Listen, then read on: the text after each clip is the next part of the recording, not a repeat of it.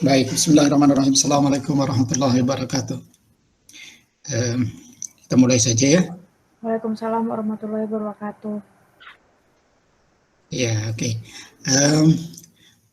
Seperti yang sudah dibagikan materinya, hari ini kita akan membahas tentang kelanjutan ya dari yang sudah pernah kita bahas pada hari Senin sebelumnya, yaitu tentang metode Runge-Kutta ya. Nah, kita akan lanjutkan dengan Adam Bosworth pada pagi hari ini. Tapi sebelum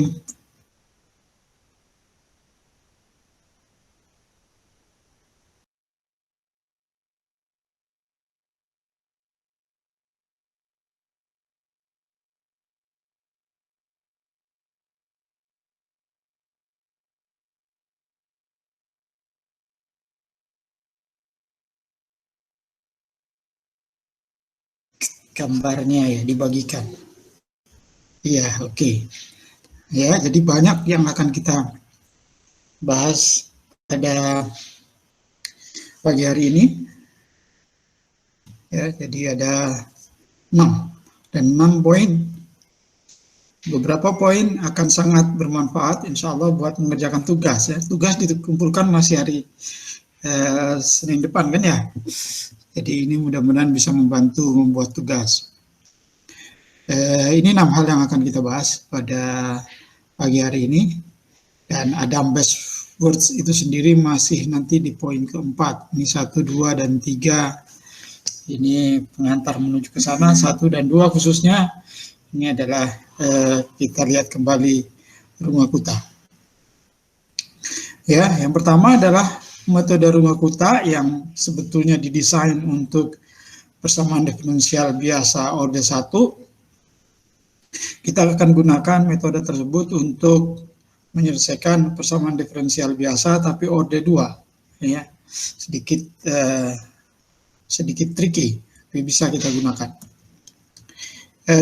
Ini contoh yang sudah kita sebutkan sebetulnya di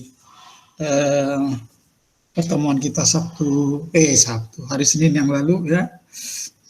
Hari Senin yang lalu kita sudah menyebutkan contoh ini dan bahkan kita akan jadikan ini sebagai tugas ya, bagian dari tugas. Yaitu kalau kita punya persamaan seperti ini, d kuadrat I per dx kuadrat minus x kuadrat dy per dx minus 2xi sama dengan 1. Ini adalah kondisi awalnya, kalau x-nya sama dengan 0, e-nya juga sama dengan 0, dan e aksennya juga sama dengan 0. Ya, jadi kalau orde 2, kita butuh initial condition, kita butuh kondisi awal 2. Ya, karena di orde 2. Nanti kan kalau orde 2 itu kalau diintegralkan, akan muncul 2 konstanta, ya kan? 2 konstanta ini bisa kita cari kalau kita punya 2 kondisi awal ya, initial condition. Kita punya keadaan awal 2, jadi kita nanti bisa menyelesaikan atau kita bisa mencari 2 koefisien yang tidak ketahui. Nah oke. Kemudian yang diminta itu adalah berapa nilai I pada X sama dengan 0,1 ya. Nah tentu saja kita punya rujukan video ini ya, bisa kita lihat lagi ya kalau mau, atau kita ikuti saja satu persatu. Pak, maaf. Nah, yang pertama adalah kita itu, ambil Pak, dulu contohnya itu ada nilai min Pak di situ sama plus. Itu kayaknya tandanya salah ya Pak, atau gimana? Oh ya. Ya terima kasih Mbak. Yang ini ya, yang atas ya. Untung yang atas yang salah. Ya sama kalau sudah mulai ngantuk itu suka salah-salah ketik. Ini ya. Ini plus ya. Apa tuh?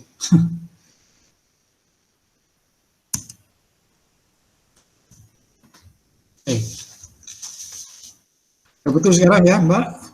Sudah Pak. Oke. Terima kasih koreksinya. Jadi D kuadrat E per DX kuadrat plus DE per DX min 2XE sama dengan 1. Oke, jadi kita pertama mengambil DE per DX itu adalah sama dengan Z, sehingga tentu saja turunan kedua dari E itu adalah turunan pertama dari Z. D kuadrat E per DX kuadrat adalah DZ per DX. Ya, nah sehingga persamaannya menjadi ada dua, yaitu yang pertama adalah DE per DX-nya sama dengan Z. Saya ini dulu ya, biar lebih. Ya, jadi ada dua. Yang pertama adalah yang ini. Dan yang kedua adalah yang ini, tapi kemudian bisa kita ubah menjadi begini ya. Pindahkannya sebelah kiri. Nah, jadi kalau tadinya persamaan di sini ini adalah orde 2 karena turunan tertingginya adalah turunan kedua di kuadrat E per DX kuadrat. Sekarang menjadi hanya ada satu ya, DE per DX, DZ per DX. Tetapi persamaannya ada dua. Ya. Jadi kalau tadinya satu persamaan orde 2, sekarang menjadi dua persamaan tapi orde 1. Nah, kehebatan dari yang bawah ini ya, itu karena kita bisa sekarang menggunakan metode Runge-Kutta untuk menyelesaikan dua persamaan ini. Ya, kalau ini Runge-Kutta tidak bisa karena Runge-Kutta hanya bisa untuk persamaan diferensial orde 1 ya, tidak untuk orde 2. Tapi kalau kita pecah seperti ini, kita jadi bisa menggunakannya sebagai dengan metode Runge-Kutta. Nah, yang pertama adalah persamaan pertama, ya persamaan yang ini kita asumsikan atau kita samakan dengan F. Ya, jadi di sini karena ada Y, ada X, ada Z, jadi ini adalah fungsi X, Y, Z. Demikian juga dengan yang kedua, yang ini, ya. Kita bilang itu sebagai G, X, Y, Z. Oke. Lalu keadaan awalnya sekarang. Ya. Nah, Y0 sama dengan 1, X0 sama dengan 0. Ya, ada dua keadaan awal, yaitu yang pertama kita menulisnya begini. Y0 sama dengan 1, atau kalau kita mau lebih memastikan lagi, cara menulis ini adalah cara menulis singkat dari sebenarnya kita menulisnya seperti ini ya. Jadi pada saat X sama dengan 0, Y0-nya itu adalah sama dengan 1. Oke. Lalu kita juga bilang bahwa Y.0 sama dengan 1. Enggak. Enggak, harusnya 0 ini ya. Y aksen sama dengan 0.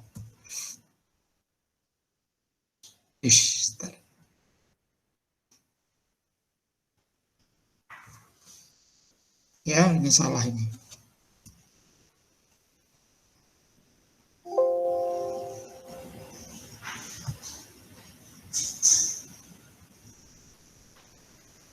Ya, ini sama dengan 0, sama dengan 1.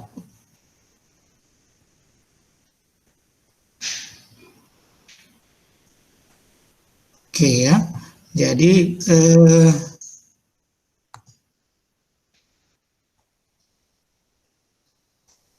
jadi untuk kita menulisnya Y aksen atau turunan dari Y dinilai 0 itu sama dengan 0, itu dengan kata lain kita menulis bahwa X0, kalau X0 nya sama dengan 0, maka Y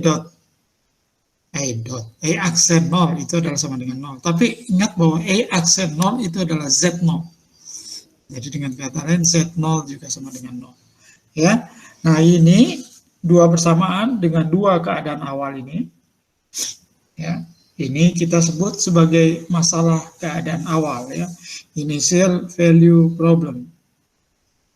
Oke. IVP biasanya orang juga menyebutnya. Ya, initial value problem. Bukan ada lagi yang namanya boundary value problem. masalah keadaan batas. Ini bukan masalah keadaan batas, tapi ini masalah keadaan awal. Ya, jadi ada in contrast ya, selain masalah keadaan awal juga ada masalah keadaan batas ya, boundary value problem. Boundary value problem umumnya lebih susah daripada initial value problem. Ini adalah initial value problem, artinya kita menghitung sesuatu setelah kita tahu keadaan awal di titik nol ya, di titik nol. Kalau dari titik nol kemudian kita akan maju ke titik yang lain ya, maju. Kalau boundary value problem, dia tidak harus di titik keadaan awal, dia bisa dimanapun, kemudian menentukan kondisi di titik-titik lainnya. Kalau masalah keadaan awal, kita harus tahu, kita tahunya di awal sini untuk bergerak ke titik yang kita mau. Oke ya.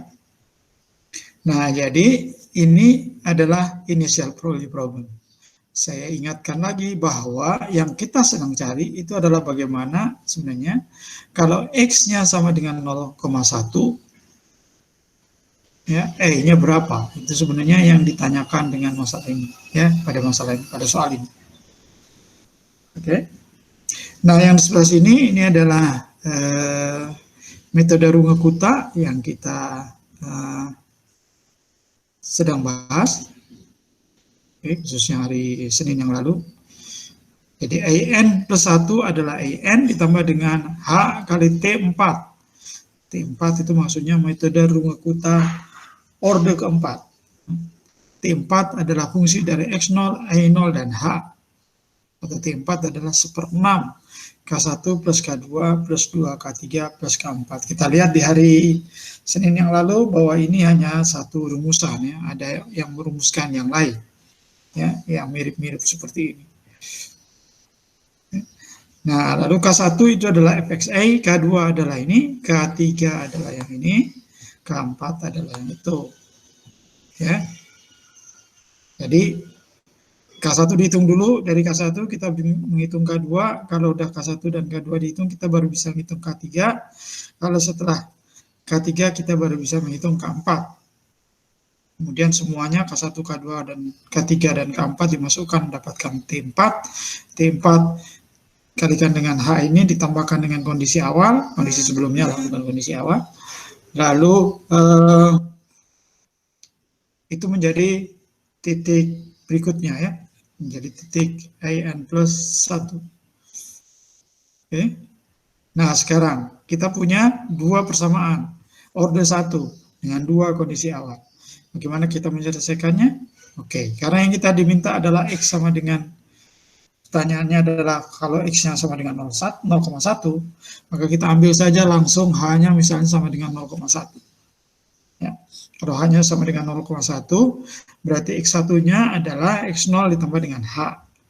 Itu sama dengan 0,1. Jadi nanti kalau ketahuan E-nya pada X1 sama dengan 0,1 itu berapa, itulah jawaban dari permasalahan yang ditanyakan ya.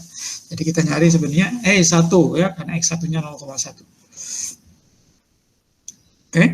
Nah, sehingga kalau kita tahu ini, jadi kita bisa menghitung K1. K1 itu adalah ini ya. K1 adalah fxa ya, atau karena ini 3, jadi K1 adalah fx0, y0, z0. Saya sempurnakan sekalian ya.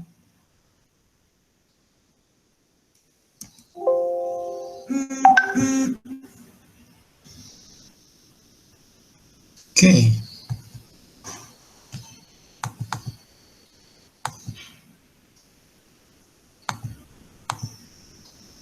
Koma ya, bukan titik.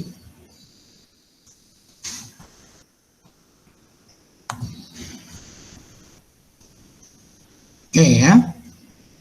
Ya, yang bawah juga titik sebentar. Biar sekalian.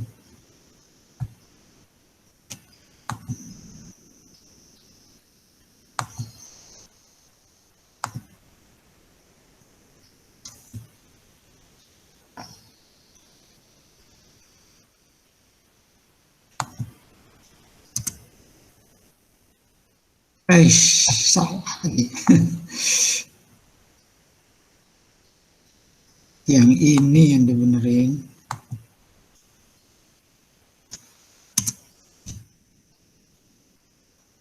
Salah lagi. Mana sih?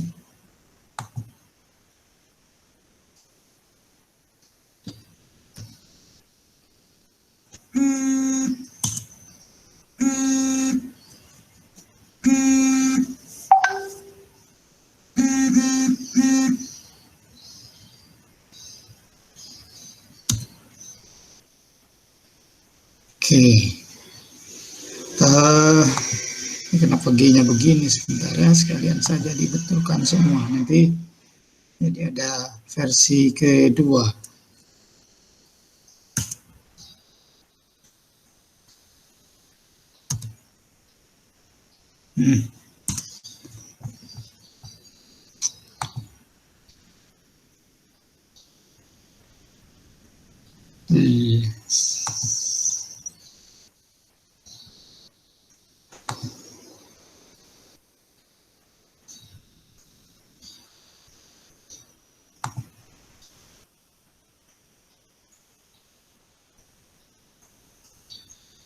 Oh, ini kenapa begitu?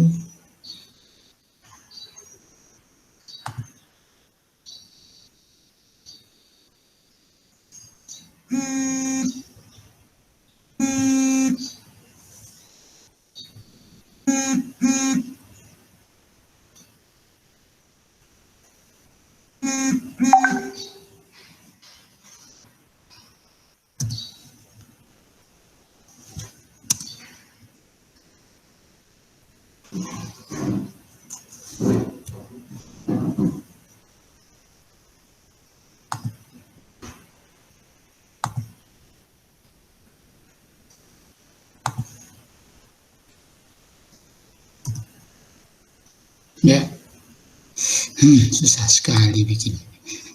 Bukan susah sih, lama. Oke.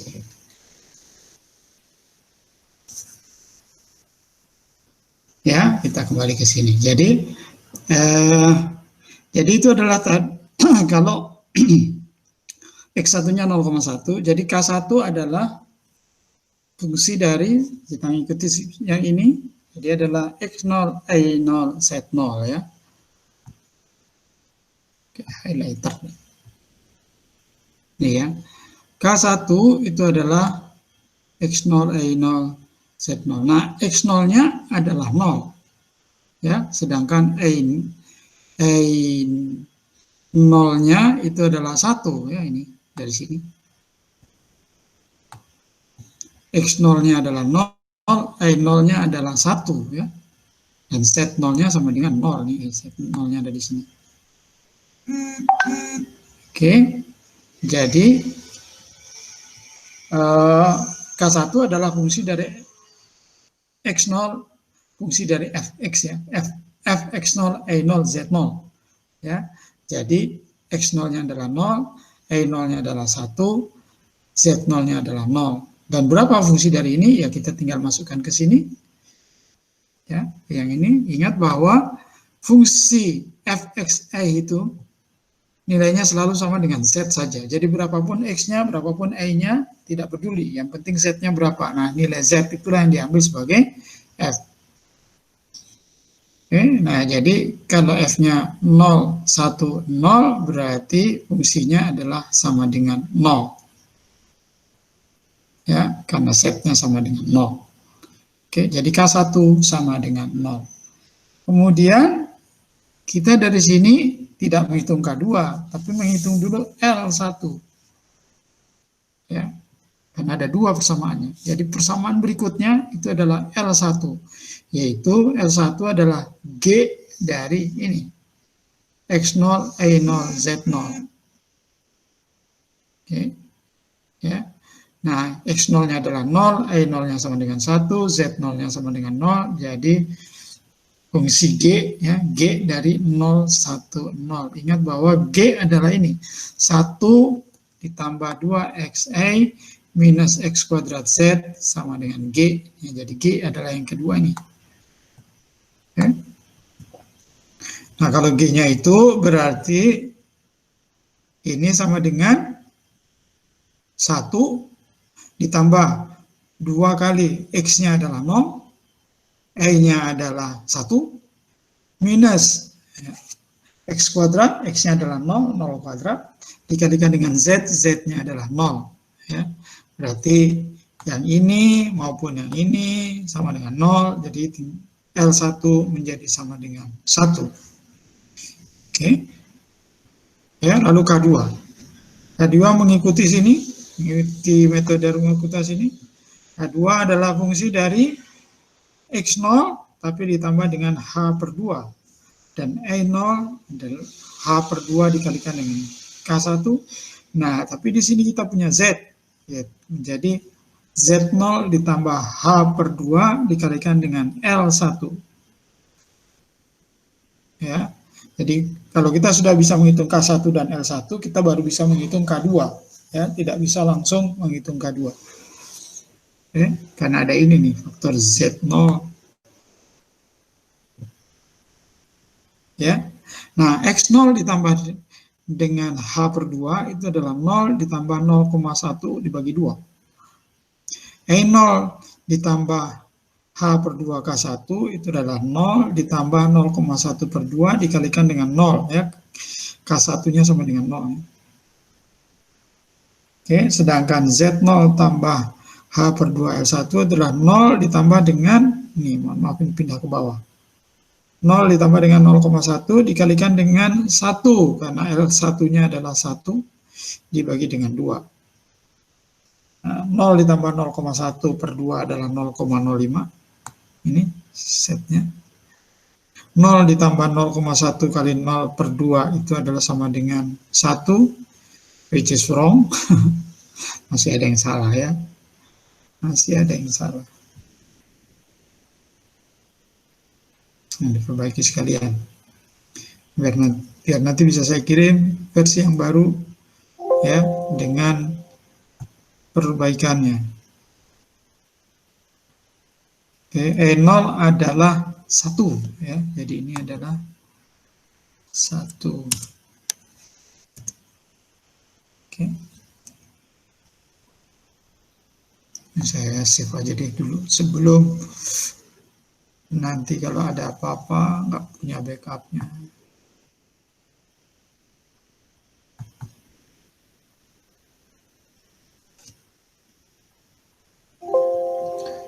Ini versi kedua.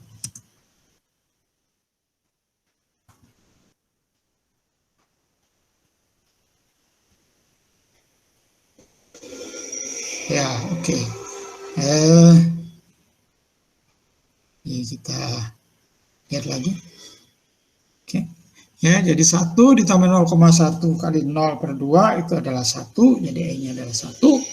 Kemudian 0 ditambah 0,1 kali 1 per 2 adalah 0,05. Jadi K2 adalah fungsi dari, kalau X0-nya 0,05, E-nya 1, dan Z-nya 0,05. Oke. Nah, harga fungsi ini kan selalu diambil sama dengan Z ya, karena seperti itu fungsinya tadi. Ingat ini. Ya. Jadi selalu sama dengan Z-nya ini. Jadi ini sama dengan 0,05. Oke, itu adalah K2. Kemudian L2 adalah seperti K2, tapi fungsinya G. Ya, fungsinya G, dan di sini ada Z0 yang plus H per 2 dikalikan dengan L1 ya. Jadi kalau kita bandingkan dengan L1 ya, mirip, hanya di sini ini K2, ini L2 ya. Sekarang kalau kita mau menghitung ini L1 L1 itu K1 ya, L2 untuk menghitung L2, bukan K2 ya, K1. Oke, nah ini tadi sudah kita hitung harga ini, X0 plus H per 2 sudah 0,05, E0 per H2 per K1 adalah 1, Z0 plus H2 per L1 adalah 0,05. Jadi ini adalah fungsi dari ini. Nah, fungsi G terhadap nilai-nilai ini adalah 1 ditambah, ingat fungsinya adalah, balik lagi ke gambar, ke slide yang ini, ya, nih, ya, 1 ditambah 2xi minus x kuadrat z, jadi 1 ditambah 2 kali xi, x-nya adalah yang ini, y-nya adalah yang ini, ya, jadi 2 kali xi minus x kuadrat z, x kuadratnya adalah ini 0,5, z-nya adalah 0,5 ini, ya, jadi minus ini, ya. Ini kalau dihitung hasilnya adalah 1,099875. Oke. Ya. Nah, kemudian kalau sini sudah, kita bergerak sekarang ke K3. Ya. K3. K3 itu adalah fungsi dari ini, ya. Jadi kalau kita lihat kembali ke ini, K3 adalah fx plus 2 kalikan dengan h per 2 kali K2, jadi kita ikuti seperti itu, ya, hanya sekarang ditambah dengan ada faktor ini, ya, Z0 plus H2, H per 2 kali L2. Ya, kalau kita masukkan angka-angka ini, X0 tambah H per 2 adalah ini, ya, dan E0 tambah H per 2 per K2 itu adalah yang ini, ya. Kemudian Z0 ditambah dengan H per 2 kali L2 adalah yang ini. Oke, sehingga ini masing-masing punya angka 0,05, 1,0525, dan 0,054994. Seperti tadi, yang berpengaruh adalah yang Z untuk fungsi F itu, ya, sehingga K3 nilainya adalah nih. Ya, lalu L3, ya, L3 adalah fungsi yang ini, nilainya sama dengan ini sebenarnya. Jadi fungsi G terhadap ini, ya, terhadap nilai-nilai ini. Makanya kemudian dia menjadi 1 ditambah 2 xi, ya, 2xi minus x kuadrat z. Oke, hasilnya adalah 1,10025. Nah, tentu saja kemudian setelah kita tahu L3, kita bisa menghitung K4. K4 adalah fungsi dari X0 ditambah H, tambah E0 tambah H K3, tambah Z0 plus HL3. Ya, kalau kita hitung, ini akan mendapatkan 0,1, kemudian E0 kalikan dengan H kali K3 itu adalah 1,0054994. Nah, kemudian Z0 tambah HL3 itu adalah 0,110025, dan ini akan sama dengan yang terakhir sini saja. Ya, ini salah lagi. 0, ya, bukan minus.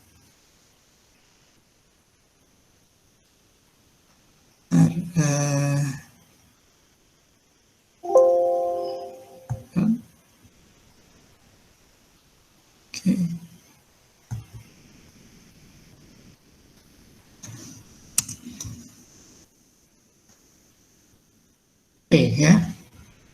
Nah, kita bisa tentu saja menghitung L4, tapi L4 tidak ada gunanya. Ya.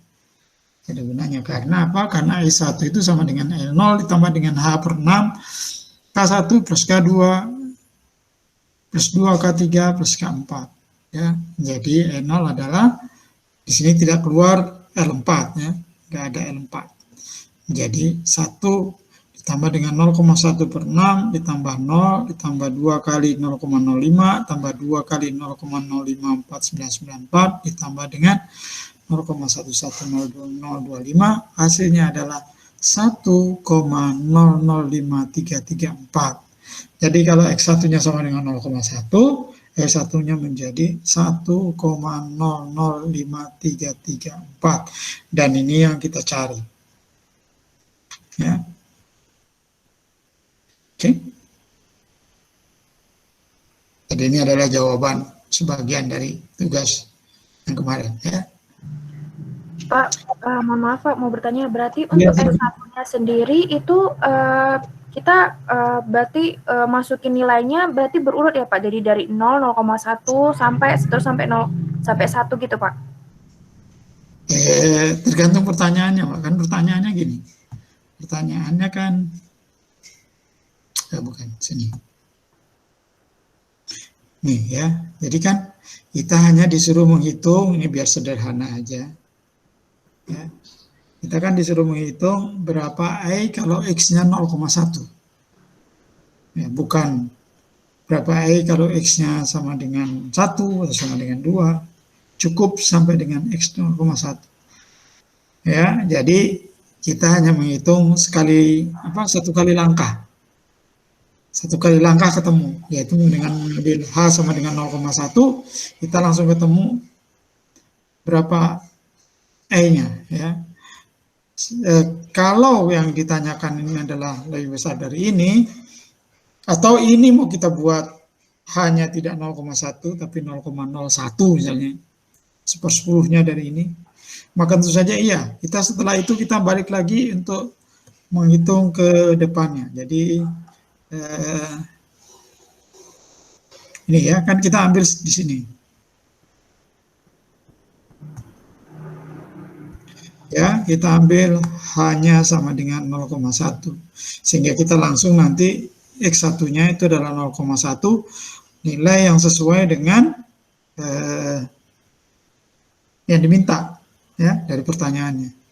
Tentu saja akan bukan lain ceritanya. Kita harus melakukan hitung ulang kalau hanya tidak sekian ya. Jadi kalau misalnya hanya tidak begitu, tapi misalnya hanya sama dengan berapa yang kita ambil, misalnya supaya teliti kita maunya 0,01 misalnya ya, maka tentu saja X1-nya kita bukan lagi 0,1 tapi 0,01 ya, 0,1. Dan X2 kita nanti kan ada X2 adalah sama dengan 0,01 ditambah dengan H ya, jadi akan sama dengan 0,02. Oke. Dan tentu saja akan ada X3. X3-nya adalah X2 ditambah dengan H. Jadi 0,02 ditambah 0,01 jadi 0,03. Dan seterusnya ya. Seterusnya sampai nanti kita ketemu X berapa? 9 kali. X9, X10 ya. 10 yang dapatnya adalah 0,1 ya, 0,1 gitu kan, 10. Nah, tentu saja hasil hitungan tadi itu dengan mengganti segala macam ini kita akan dapatkan kalau X1 kan. Nah, setelah itu kita harus balik lagi sini ya, tapi K1-nya menjadi Fx1. Ini kalau 1, ini 1, ini 1 ya. Kita juga harus kembali ke sini. Jadi kalau X0 sekarang kita tahu ya, X0, Y0, nanti kita hitung lagi Z0-nya berapa. Oke, dari D aksen per DI per DX-nya. Jadi memang harus berulang terus sampai ketemu. Ini tadi kebetulan soalnya bisa kita selesaikan dengan satu langkah ya. Kita ambil tidak begitu teliti, jadi kita ambil hanya langsung 0,1. Jadi langsung sekali tembak dapat E1 ya, sekali jalan. Tapi benar kalau kita langkahnya kita ambil langkah yang kecil-kecil, maka kita harus melakukan ini secara berulang. Hitung lagi K1, hitung lagi L1, hitung lagi K2, hitung lagi L2 dan sebagainya. Tapi tentu saja masalah itu tidak terlalu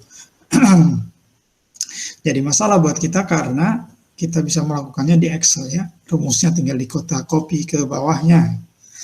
Ya, jadi enggak masalah. Ini kita tidak pakai Excel karena itu tadi hanya kita ambil cara yang agak kasar, yaitu bahwa kita menyelesaikannya dengan satu langkah saja cukup ya. Begitu ya Mbak. Tapi berarti untuk tugas sendiri Pak, kita ngambil nilai X-nya berarti 0,1 aja atau bervarian? Tugas terserah aja Mbak, tapi kalau menurut saya sih ambil yang kasar aja, karena tidak terlalu, yang kasar saja sudah bagus gitu. Oke Pak, baik Ya. Pak. Makasih banyak Pak. Iya, sama-sama. Oke. Ya, kita lanjutkan dengan topik kita yang kedua, yaitu bagaimana kita menghitung rendutan pada balok. Ya. Gimana kalau kita menggunakannya dalam rendutan pada balok? Nah, kita tahu bahwa ini adalah kita ambil dari buku textbook, bahwa kalau kita punya masalah seperti ini, ya, punya masalah yang ini, ya, ini, maka defleksinya atau rendutan maksimum di titik ini nih, titik ini, itu besarnya adalah itu, ya, WL pangkat 3/3 EI. Ya. Oke, jadi ini yang kita nanti harus cari, angka 1/3 ini khususnya. Nah, ini mohon maaf masih tulisan tangan, udah error untuk mengketiknya ya, tapi mudah-mudahan masih terbaca. Oke, ya, jadi kita berhadapan dengan cantilever begini, kemudian ada gaya P di situ. Saya kira saya pakai kuning saja ya, biar nggak terlalu ngejreng. Oke ya, jadi kita punya gaya P di situ. Oke, dan ini adalah cantilever. Oke, tentu saja kalau seperti ini kondisinya, maka kita punya bidang momen adalah bentuknya seperti segitiga. Ya.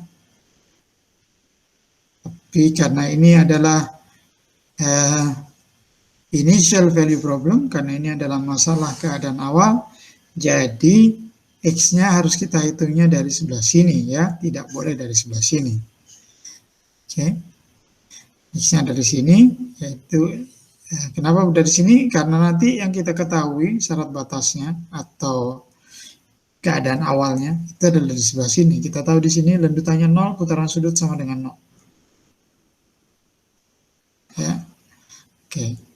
Nah, jadi kalau kita bedah lagi, kita lihat teliti lebih dalam lagi tentang segitiga ini. Kita ambil segitiga ini, ya. Maka sisi yang ini besarnya adalah PL, ya.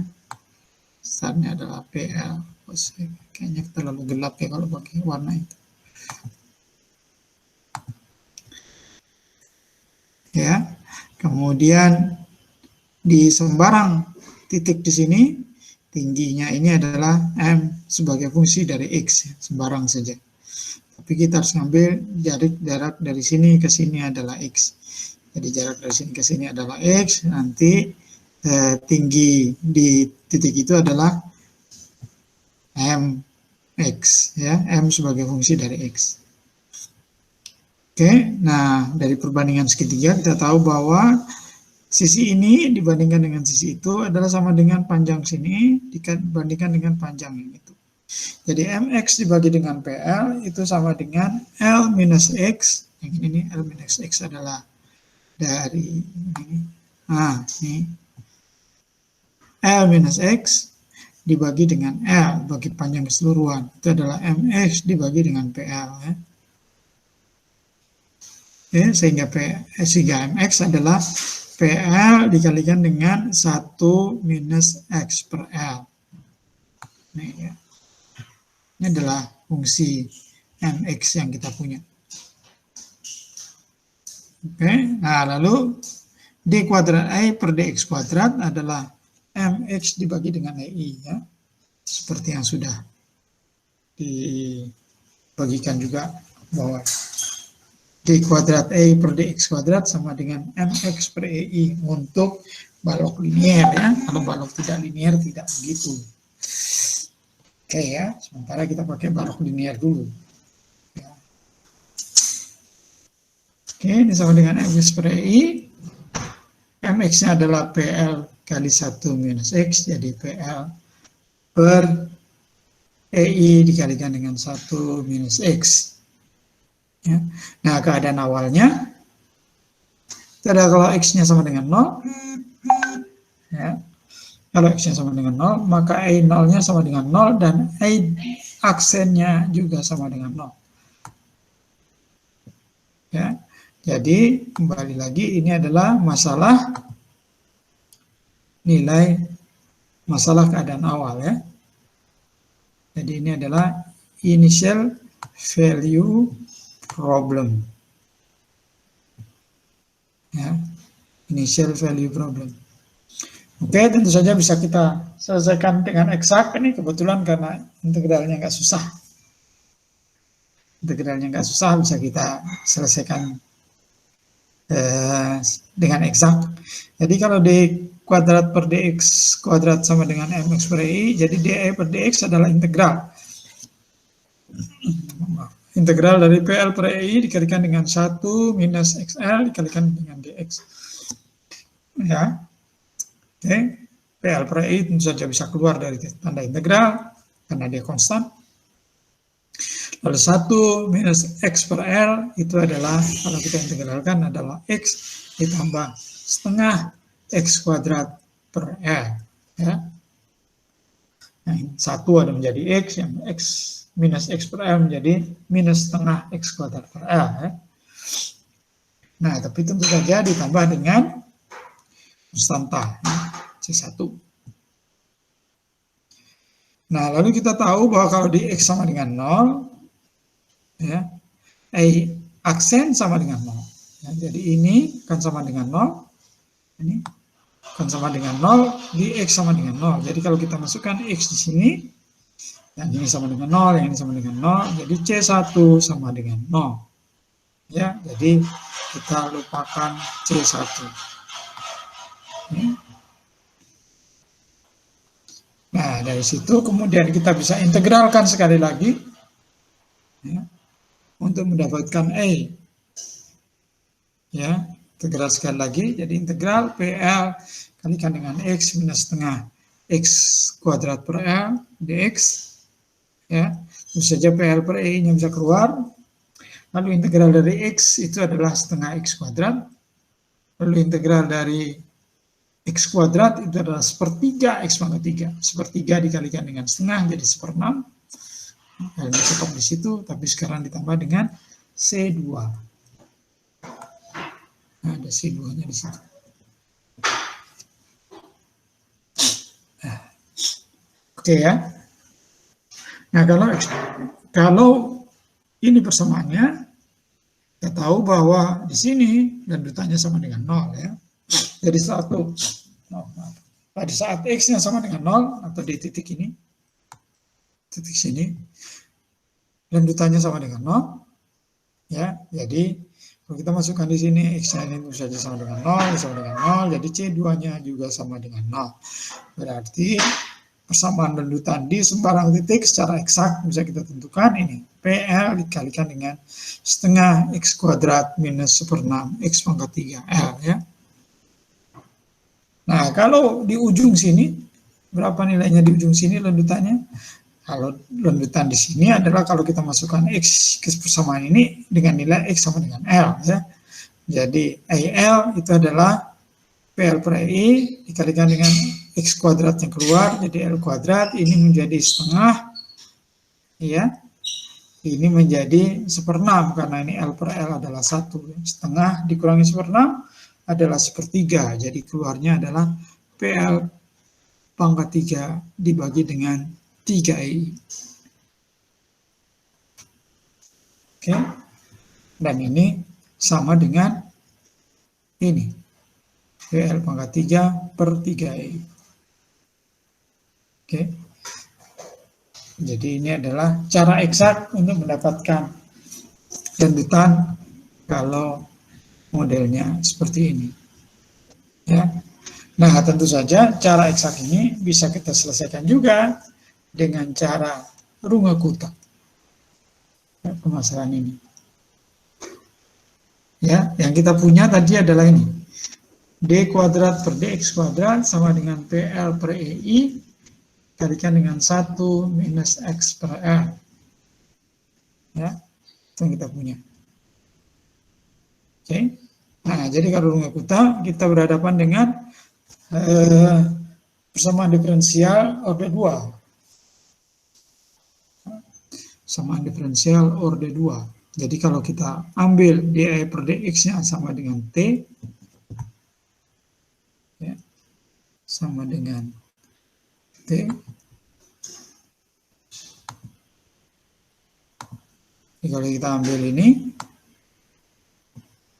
ya, maka tentu saja dt per dx itu adalah d kuadrat I per dx kuadrat. Ya, jadi ada dua persamaan sekarang, ya, di per dx adalah t, dan ini adalah fx I, x, I, t. Ya, dan dt per dx yang sama dengan PL per EI kalikan dengan 1 minus X per L. Ini adalah persamaan momen, ya. Dan ini kita sebut dengan G, I, Gx, I, T. Yang ini G. Yang ini yang pertama adalah T. Yang pertama adalah F.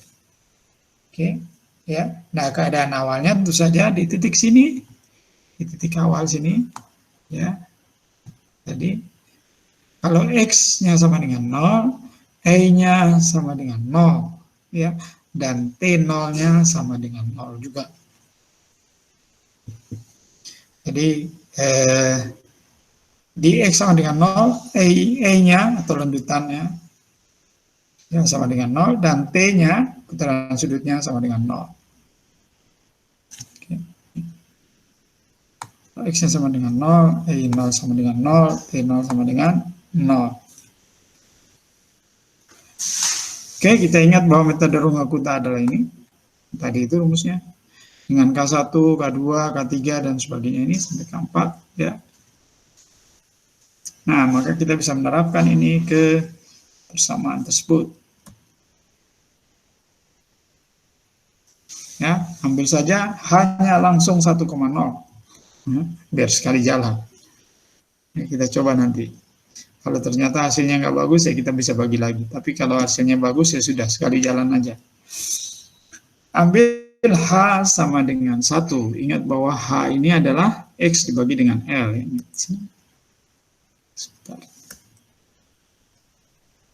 Ya, jadi kalau H itu adalah ini.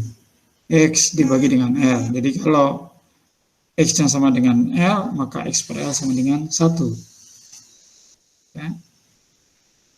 Jadi H sama dengan 1 itu menunjukkan kita sedang mencari berapa rendutan di sini, ya.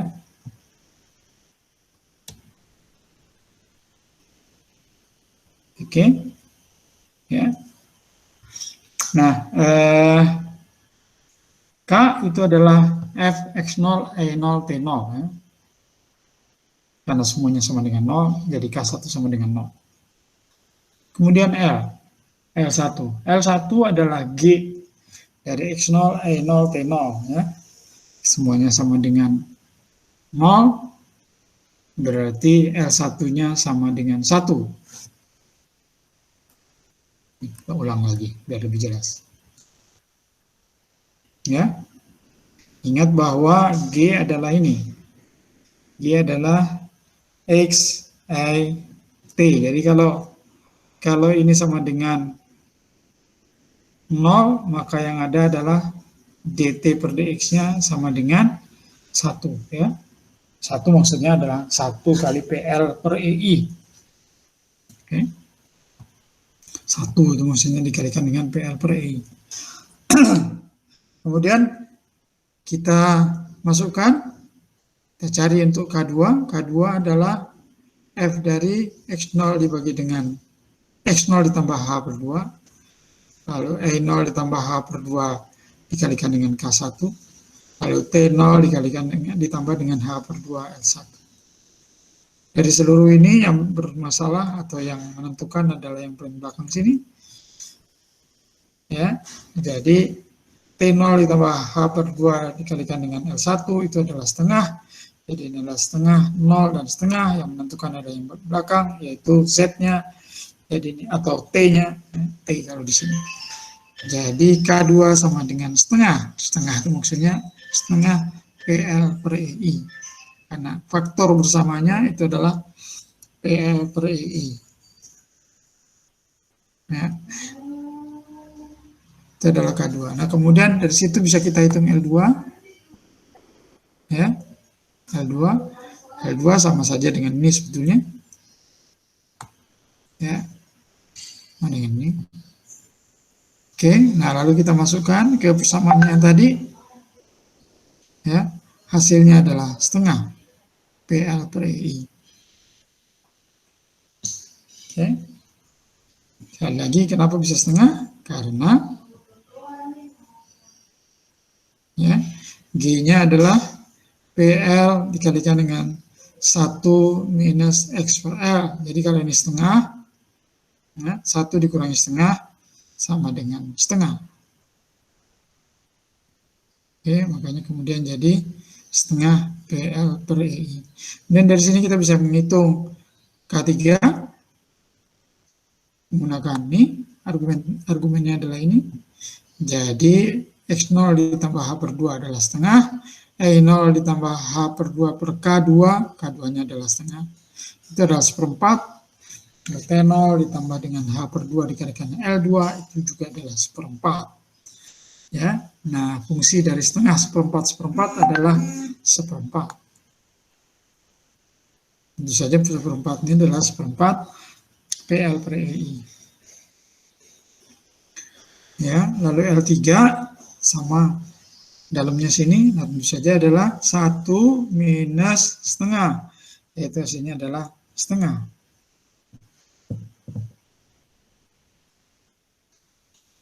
Ya, lalu ada K4 yang seperti ini rumusnya. Jadi F dari 1 seperempat setengah, dan tentu saja hasilnya adalah sesuai dengan yang ini, ya, setengah. L4 bisa kita hitung, bisa kita tinggalkan, ya. Adalah 1 seperempat setengah, ini adalah 1 dikurangi 1 sama dengan 0. Ya. Nah, jadi kita sudah dapatkan semua 1, 2, K1, K2, K3, K4, lalu kita masukkan ke rumusnya si Runge-Kutta ini.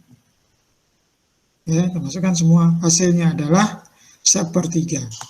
Tentu saja sepertiga ini harus sepertiga PL pangkat 3 per EI.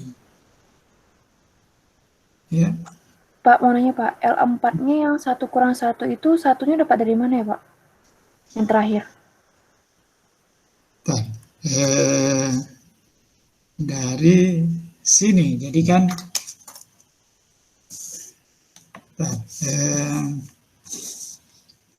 jadi kita tahu G-nya itu adalah sama dengan PL per EI dikalikan dengan 1 minus X per L, ya. Oke, nah kemudian kita tahu ini adalah, sebut saja P, jadi ini adalah 1 minus X per L, dan kita tahu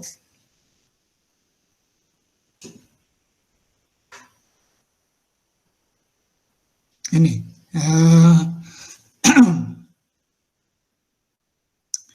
kalau di sini dia kan 1 minus setengah, jadi dari sini ini kan X-nya sama dengan 1 nih, ya. Sedangkan kita tahu fungsinya itu adalah, saya tulis di sinilah biar nggak bingung.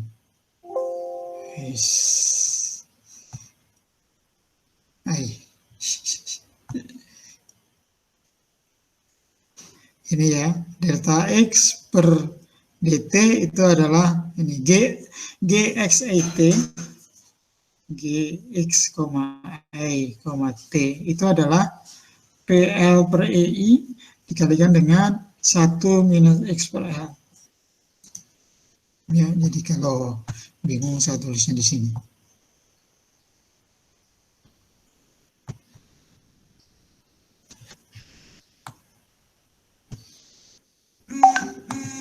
Ya, kita tahu bahwa G X, Y, T ya, itu adalah sama dengan PL dibagi EI dikalikan dengan 1 minus X per L. Ya. Nah, X per L ini yang kita kenal sebagai X saja. Oke. Karena kita akan punya koordinat baru, X-nya itu bukan dari 0 sampai L, tapi dari 0 sampai 1. Oke, jadi G-nya, ya, G, ya, X ya.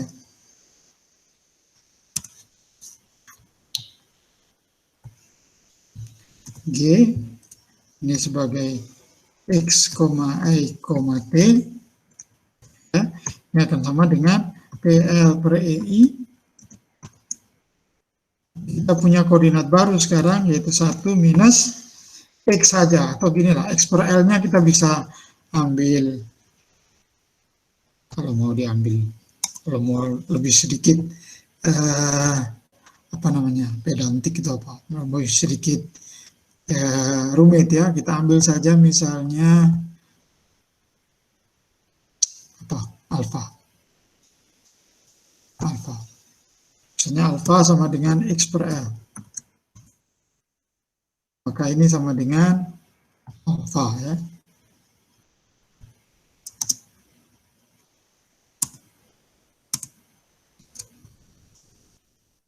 Kalau alfa adalah X bagi L, maka ini sama dengan 1 minus alfa. Mana dia alfa?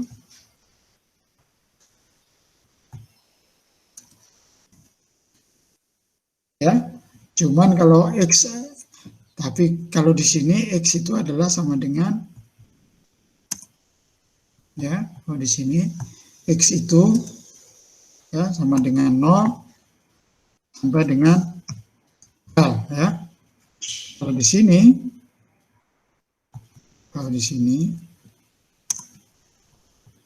ini alfanya, alfa mana dia? Alfa ini adalah dari 0 ke 1. Ya. Nah, sehingga ini sebenarnya G-nya itu adalah alfa ya, A dan T. Jadi karena X-nya sudah hilang dan sudah diganti dengan alfa, jadi ini G-nya sebenarnya adalah G itu adalah, kalau tadinya dia X, Y, dan T, menjadi sama dengan G, tapi fungsinya adalah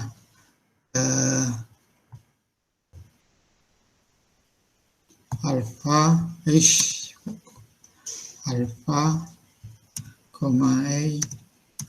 T.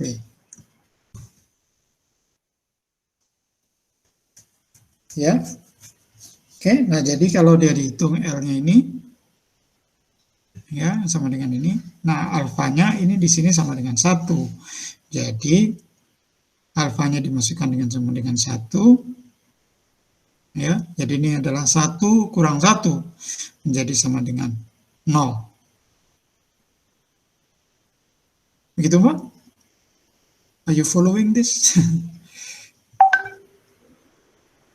Ya, nanti direnungkan kalau memang masih ada yang ditanyakan lagi, nanti bisa ditanyakan ya. Jadi ini ya, Jadi fungsinya adalah ini sekarang, PL per EI 1 min 1, jadi kalau alfanya sama dengan 1 sini, maka ini dimasukkan sama dengan 1, makanya G-nya menjadi sama dengan 0.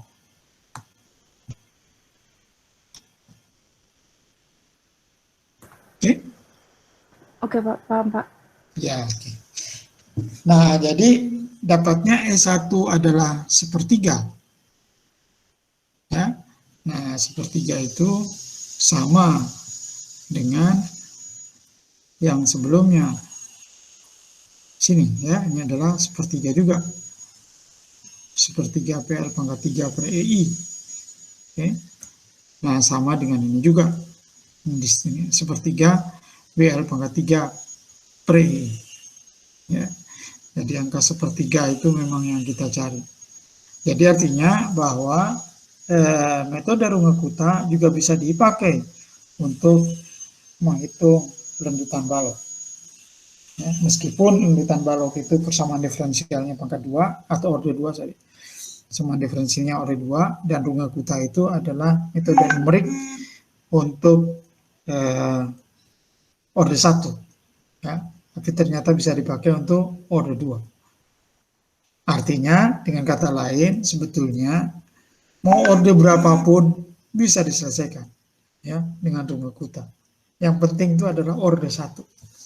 Ya, orde 1 menjadi dasar untuk menyelesaikan orde-orde yang lebih besar ya. Cuman memang di masalah balok ini kita berhenti di orde 2. Ya. Orde 2. Oke, nah kita lanjutkan dengan metode yang lain, ya, yang disebut dengan metode langkah banyak, ya, atau multi-step method. Sebelum kita nanti masuk ke metode Adams-Bashforth, ya. Ini adalah metode langkah banyak, ya, multi-step method. Nah, sebenarnya ini tulisannya kelihatan nggak sih? Mudah-mudahan kelihatan ya. Kalau nggak kelihatan, mau saya potong dua ini. Ya, Kelihatan, mau saya Pak. jadikan kelihatan ya. Oke. Kalau pakai laptop, insya Allah kelihatan ya. Yang tidak kelihatan adalah kalau kita pakai HP. Oke ya. Jadi misalnya kita menghadapi permasalahan seperti ini ya. A aksen adalah satu fungsi fxi. Ya. Kemudian kita tahu bahwa pada saat X-nya sama dengan 0, A-nya adalah A0. Ya. Jadi kalau X sama dengan X0, A sama dengan A0. Ya, jadi ini menjadi initial value problem. Satu turunan sama diferensialnya, ya, dan ini adalah keadaan awal. Oke. Nah, tentu saja kita bisa menulis aksennya adalah dA per dx, atau kita bisa membuat dA sama dengan fxi dx, lalu kita bisa integralkan ya dari xn ke xn plus 1. Ya, jadi dari kondisi sekarang ke kondisi yang di depan dari kita. Ya, karena ini initial value problem. Integral dari dx, dari dA, sorry. Kemudian di sebelah kanan juga kita integralkan yang sama ya, batas-batasnya tapi terhadap fxi dx. Oke, nah tentu saja yang integral dA-nya ini hasilnya adalah A. Jadi A itu adalah A di waktu xn plus 1 dan minus A dikalikan di saat x sama dengan xn. Ya, sedangkan ini tetap integral. Ya. Nah, tentu saja kalau kita bilang bahwa oh namanya A dari xn plus 1 itu kita sebut dengan an plus 1 saja. Ya, sedangkan kalau axn itu kita sebut dengan an saja. Ya, maka tentu saja bentuk seperti ini akan berubah menjadi an plus 1 sama dengan an ditambah dengan integral dari xn dikalikan dengan xn sampai xn plus 1 dari fxi dx. Ya. Nah, tentu saja yang jadi masalah adalah integral ini. Ya, jadi ini yang mau kita perhatikan. Nah, apa itu fxi? Kalau fxi itu adalah polinomial derajat 0, artinya hanya ada konstanta derajat 0. Derajat pada polinomial itu ditentukan dengan pangkat tertinggi ya, seperti tadi. Seperti juga persamaan diferensial ya. Pangkat tertinggi itu menentukan derajatnya. Ordenya. Ya. Nah, jadi kalau polinomial itu adalah ini, A0 ditambah A1 kali X pangkat 1, ditambah A2, X-nya kuadrat, tambah A3, X-nya pangkat 3, terus sampai Xn, X-nya pangkat N. Itu adalah polinomial, ya, bentuknya seperti ini. Nah, tentu saja derajat nolnya itu adalah kalau X-nya pangkat 0. X pangkat 0 adalah 1, jadi derajat 0 adalah ini saja. Atau konstan, ya, dengan A0. Oke, jadi ini adalah polinomial derajat 0. Ya. Nah, jadi kita bisa sebut bahwa fxn dari n ini adalah fn. Sebut saja begitu. Ya, tapi ini adalah derajat 0 ya. Jadi ini adalah konstan fn ini. Jadi integral dari fn dx adalah fn-nya tentu saja keluar. Jadi tinggal integral dari dx. Jadi ini adalah xn minus xn plus 1 minus xn. Ya, hasil integralnya. Oke. Nah, kalau xn plus 1 minus xn kita sebut dengan h, maka hasilnya adalah h dikalikan dengan fn. Jadi kita kembali ke persamaan yang ini. Ya, itu kita dapatkan adalah an plus 1 ditambah sama dengan an dikalikan dengan h kali fn. Ya, ini yang kita peroleh sekarang. Dan ini pada dasarnya adalah metode Euler. Ya, metode Euler itu. Kembali ke yang pernah kita bahas hari Senin yang lalu. Oke, nah sekarang kalau kita ambil derajatnya tidak derajat 0, tapi derajat 1, maka kita peroleh itu adalah yang ini.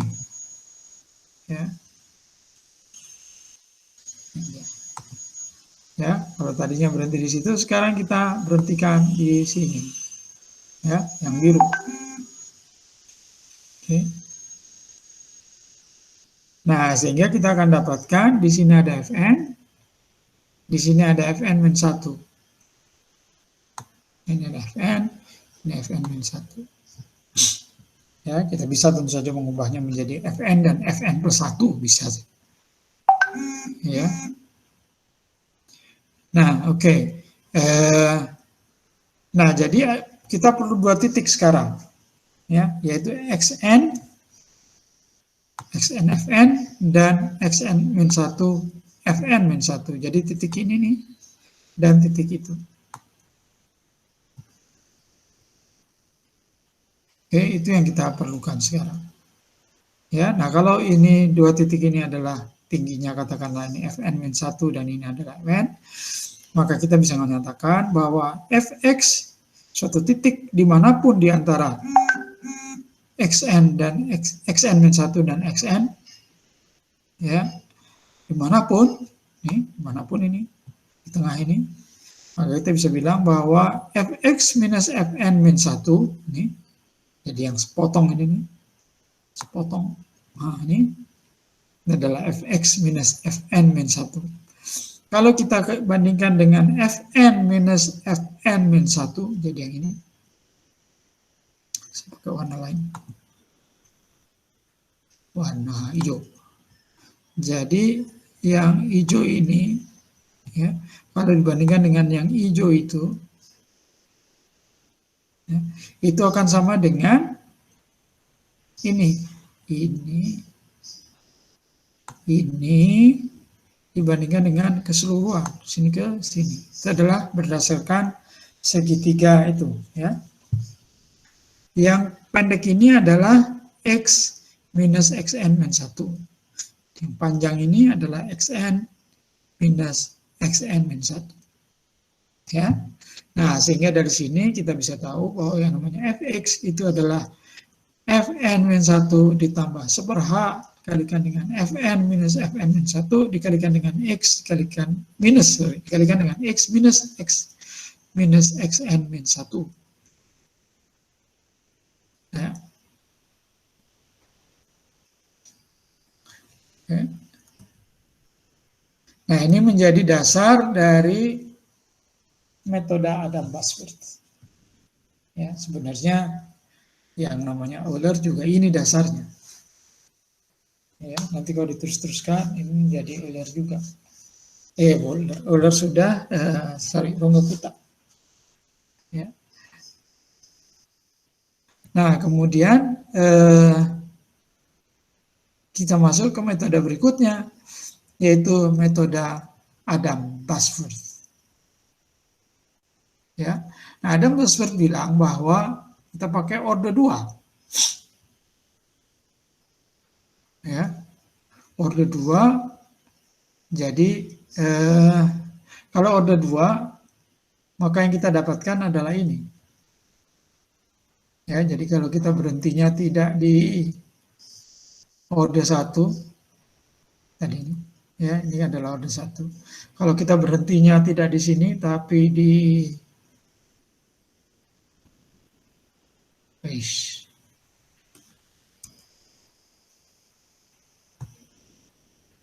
ya, kalau kita berhentinya di orde 2, orde 2 itu maksudnya adalah yang dari sini sampai sana. Ya. Maka kita akan dapatkan rumusan yang begini. E2 sama dengan E1 tambah dengan H/2 kali 3 F1 minus F0. Ya. Nah, E1-nya itu kita peroleh menggunakan Euler. Ya. Jadi Adam-Basworth ini gabungan dia sebenarnya. Ya, dalam rangka apa dia melakukan ini? Dalam rangka supaya kita tidak berkali-kali ngitungnya. Ya, tadi kan seperti tadi juga ditanyakan ya.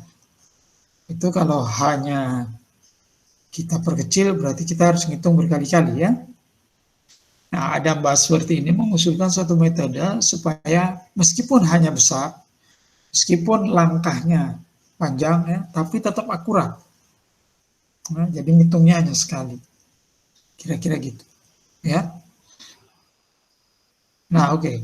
Jadi kalau ordenya 2, kita akan dapatkan ini. E2 sama dengan E1 plus H/2 3F1 minus F0.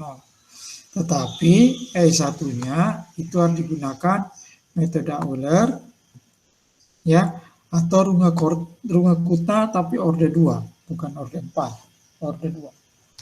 Nah, kalau kita gunakan ini, Euler atau Runge-Kutta orde 1, kita akan dapatkan Adam-Basworth ini.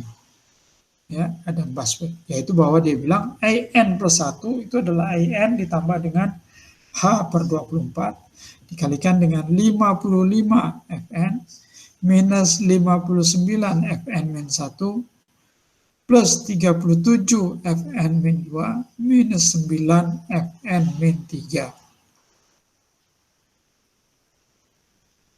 Ya, jadi ada Fn, ada Fn min 1, ada Fn min 2, ada Fn min 3. Jadi ada 4 harga. Ya, ada 4 harga, yaitu kalau kita pakai N-3 sama dengan 0, ya, keadaan awal itu, maka ini menjadi F0, ini menjadi F1, ini menjadi F2, ini menjadi F3, lalu kita peroleh E4. Jadi perhitungan pertama pakai Adam Bashforth itu mendapatkan titik keempat.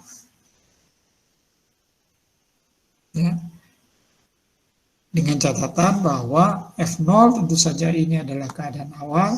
F1 kita sudah menghitung pakai Runge-Kutta atau pakai metode Euler, dan demikian juga dengan F2 dan F3. Ya, kita olah dulu di sebelah sana dengan metode yang lain.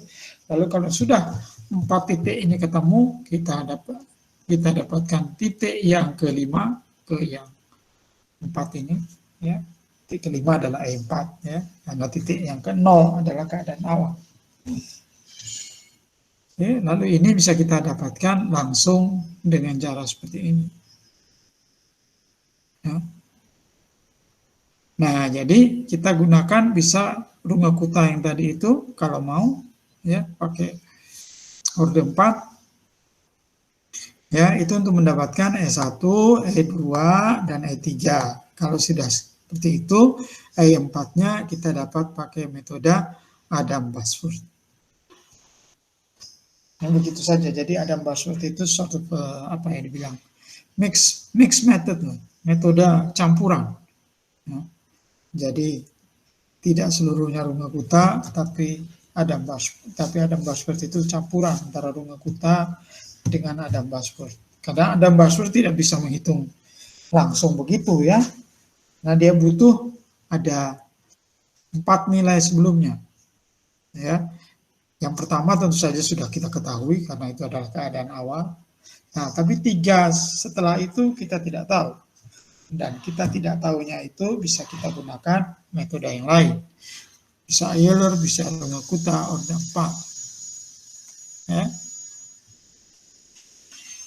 Oke, sekarang metode berikutnya, ya, yaitu Adams-Moulton. Ya, ini disebut juga dengan, kadang-kadang disebutnya dengan metode predictor corrector. Jadi dia ada proses mengkoreksi di dalamnya. Ya. Nah, dia sama saja sebenarnya dengan Adam Bashforth, ya, sama sebetulnya. Tapi dia lebih ada yang namanya koreksi. Jadi kita sebut saja EN plus 1 itu bintang. EN plus 1 bintang. Ya, ini adalah seperti ini. Ya, hanya angka-angkanya saja yang beda. Ini 55, 59, 37, 9, ya. Angka-angkanya saja yang beda. Oke, tapi itu untuk mendapatkan E bintang. Nah, E bintang itu kemudian dimasukkan ke dalam persamaan yang lain, yaitu ini. Jadi dia tidak menggunakan yang ini, tapi yang menggunakan yang bintang. Oke. Dia ada 9, ada 19, ada 5, ada 1. Ya. Jadi dia sudah menggunakan Fn. Fn ini kemudian dilarikan ke sini. Ya. Nah, itu adalah metode Adams-Moulton predictor corrector. Kenapa predictor corrector? Ya karena ini dikoreksi, ya. Tidak bisa pakai begini saja, tapi ada faktor yang kita masukkan di sini. Yang N plus 1. Ya. Kita lihat contohnya aja deh, biar nggak bingung. Nah, kita lihat contohnya. Jadi misalnya kita punya ini. Ya, permasalahan. Di per dx sama dengan x minus I kuadrat. Nah, tapi kita punya, ingat bahwa ini Adam Bashforth. Ya, yang disuruh mencari adalah dengan menggunakan Adam Bashforth. Ingat bahwa Adam Bashforth itu perlu 4 titik. Ya, yaitu yang pertama adalah ini tentu saja ini adalah keadaan awal. Oke, ini adalah kalau hanya sama dengan 0,2. Ingat bahwa 4 titik itu jaraknya harus sama, ya. Jadi 0, 0,2, 0,4, 0,6. Oke, ya, nggak boleh ini 0, kalau ini 0,1, ini 0,5, ini 0,7, 0,8, nggak boleh sembarangan, ya. Harus jaraknya sama. Equally spaced, ya, jaraknya sama antara satu dengan yang lain, ya. lalu dihitung nilai fungsinya masing-masing. Dan katakanlah yang kita ketahui adalah nilai seperti ini. Oke, saya pakai kuning saja biar nggak terlalu mencorok ya. Oke, jadi H-nya adalah 0,2, N-nya adalah 0, 1, 2, 3, 4. Lalu Xn-nya tentu saja adalah 0, 0,2, 0,4, 0,6, dan 0,8. Bisa kita teruskan sebenarnya. Oke. Dan AN adalah kita hanya bisa menentukan yang pertama saja ya. Karena A0 adalah 0, sorry. Ya, 0,2 ini kita pindahkan ke sini. Ya. Oke. Nah, lalu kita bisa menghitung Fn. Fn-nya adalah X minus AN ya. Fn sama dengan Xn minus IN kuadrat. Oke. Nah, sehingga ini adalah 0 minus 0 kuadrat, 0. 0,2 minus 0,02 kuadrat, 0,1996. Ini 0,4 minus 0,0795 kuadrat, sini adalah ini 0,3927. Yang ini adalah 0,6 minus 0,1762 kuadrat dengan 0,5689. Oke. Yang ditanya adalah berapa kalau Xn-nya sama dengan 0,8. Oke, nah kita masuk ke rumus prediktor. Ya, AN plus 1, pakai bintang nih, sama dengan ini tadi rumusnya. Ya. Nah, jadi kalau N-nya sama dengan 3, tentu saja persamaan ini menjadi, kalau N-nya diambil sama dengan 3, maksudnya posisinya di sini. Ya, kalau N-nya sama dengan 3, maka ini menjadi A4 bintang. Ya. Terus ini jadi N3, ini jadi E3, ini menjadi F3, ini F2, F1 dan F0. Ya. Nah, lalu angka-angka ini kita masukkan ke situ, ke persamaan yang ini. Ya, sehingga ini adalah 55 dikalikan dengan sekian-sekian, minus 59 dikalikan sekian-sekian-sekian, plus 37 dikalikan ini, minus 9 dikalikan dengan 0, ya, karena F0-nya 0. Sehingga E4 bintangnya ini adalah 0,3049.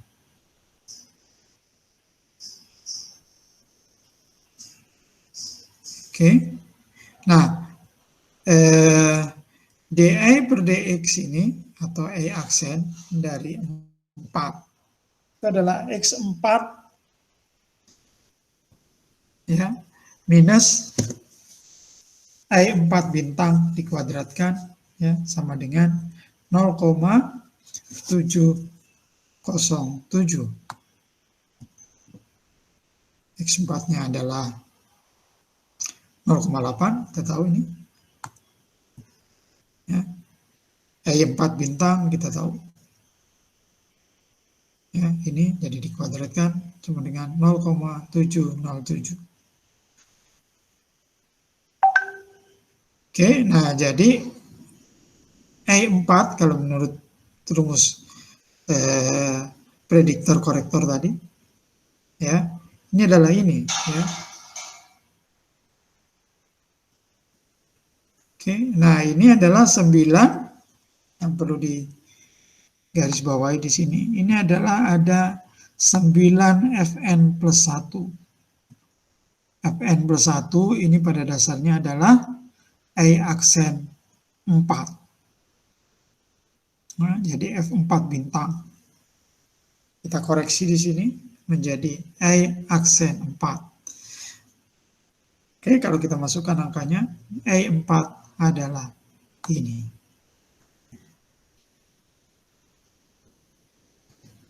Ya. 0,3046. Nah, ini adalah korektornya. Ya. ini adalah korektornya. Jadi dI per dx-nya itu adalah E4 aksen itu tidak lagi yang ini, kalau tadinya kan begini. Ya, tapi sekarang menjadi 0,8 minus 0,3046 kuadrat. Memang kecil sih. Tapi dia yang lebih tepat adalah ini ya. E4 aksen itu adalah 0,7072. Oke. Lalu kembali dimasukkan ke dalam rumus korektornya. Ya. 7072 sekarang. Kita bandingkan. Jadi kalau tadinya dia adalah 9 dikalikan dengan 0,707.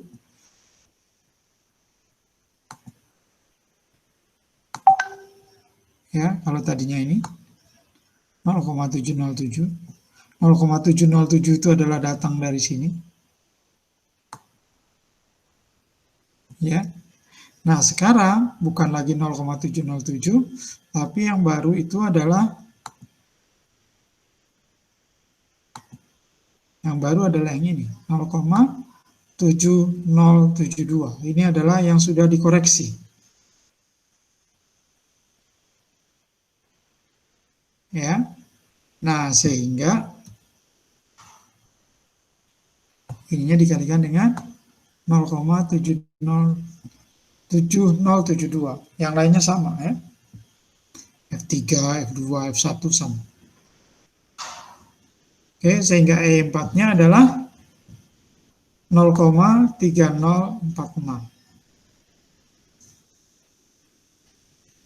Jadi kalau X-nya sama dengan 0,8, 0,8-nya itu adalah 0,3046. Ya, dan itu ya, sorry. Jadi 0,3046 adalah jawaban yang kita cari. Oke. Nah, ini di tempat saya ada adzan, kita dengarkan dulu adzan ya. Nanti kita lanjutkan setelah adzan.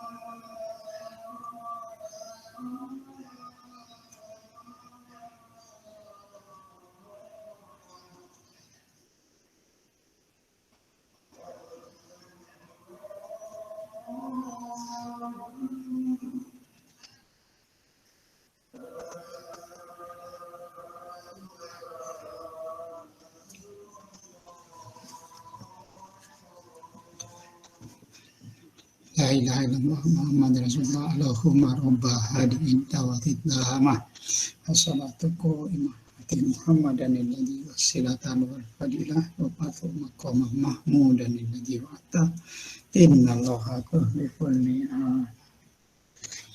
Oke ya, jadi kita lanjutkan. Saya kira saya sudah selesai. Iya betul.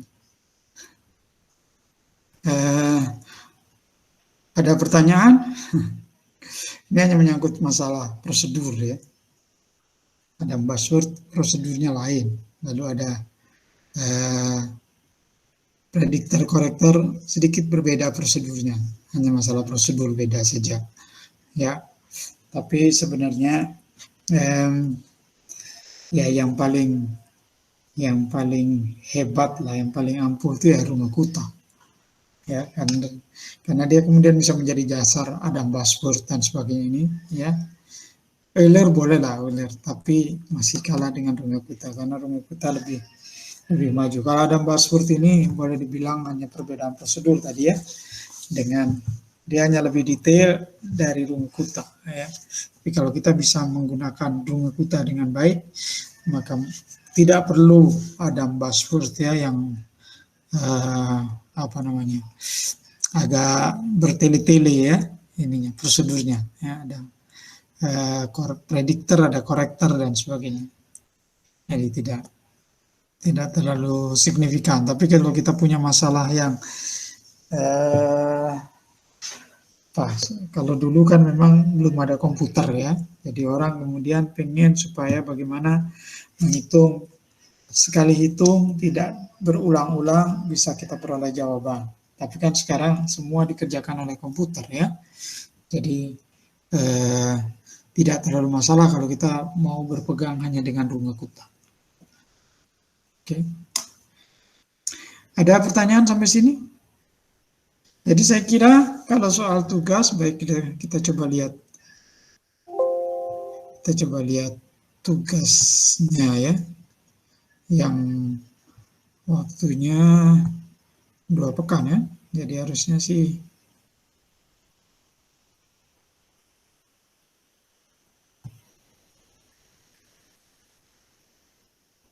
sebentar saya buka dulu yang kan lalu ya.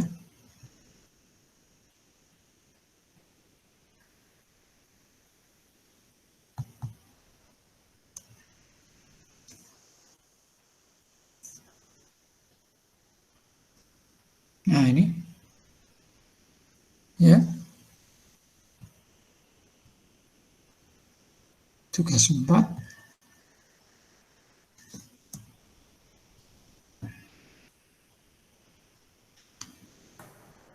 Maaf Oke. Pak, Ya, tengah. ya gimana Pak? Oh kepotong setengah. Potong setengah Pak. Kok aneh, kok bisa kepotong setengah?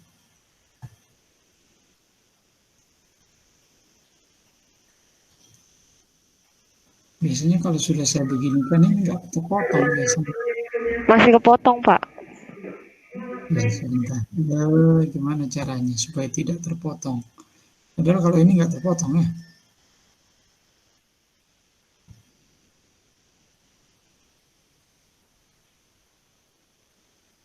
Begini malah nggak kelihatan apa-apa. Abu-abu aja. Oh saya tahu ini. Kayaknya kita harus stop sharing dulu.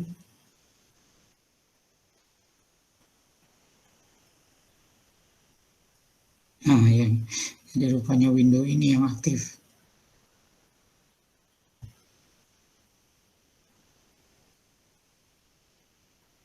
Saya harus stop presenting dulu. Kemudian saya present lagi.